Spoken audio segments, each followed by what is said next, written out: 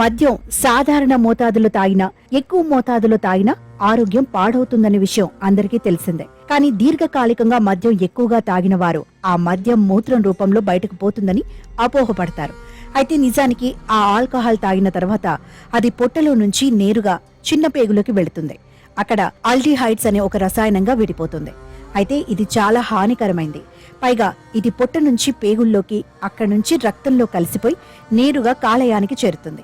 కాగా అక్కడ కాలేయంలో పేరుకుపోయి కాలేయ పనితీరును ఈ ఆల్డిహైడ్ దెబ్బతీస్తుంది.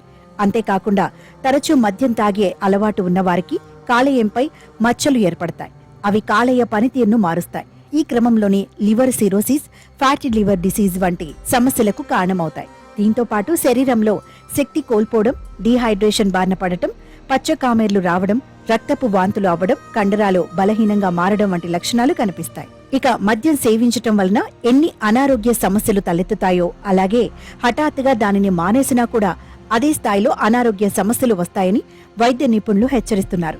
ఎందుకంటే హఠాత్తుగా మద్యాన్ని తాగటం మానేసినా దానివల్ల దెబ్బతిన్న కాలేయం మళ్లీ ఆరోగ్యంగా మారడానికి చాలా సమయం పడుతుందట.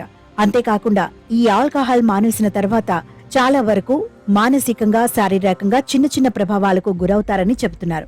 దీనిని విత్డ్రాయల్ సిండ్రోమ్ అని పిలుస్తారు. దీని వలన ఆల్కహాల్ హఠాత్తుగా మానేసిన వారిలో టెన్షన్ గా అనిపించడం, అలసటగా అనిపించడం, వణుకు రావడం, మెంటల్ గా తీవ్ర డిప్రెషన్ కు లోనవుతుంటారు.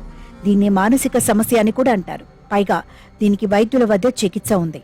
ఆ చికిత్స తీసుకుంటే ఈ లక్షణాలేవీ రాకుండా ఉంటాయి. ముఖ్యంగా ఈ మద్యం తాగటం మానేసిన వారికి చెవుల్లో తమను ఎవరో పిలుస్తున్నట్టు వినిపించటం వంటి భ్రాంతులు కూడా కలుగుతాయి. ఇవన్నీ మానసిక సమస్యలేనని, వీటికి తగిన చికిత్స తీసుకుంటే సాధారణ జీవితాన్ని గడపవచ్చని వైద్యులు చెబుతున్నారు.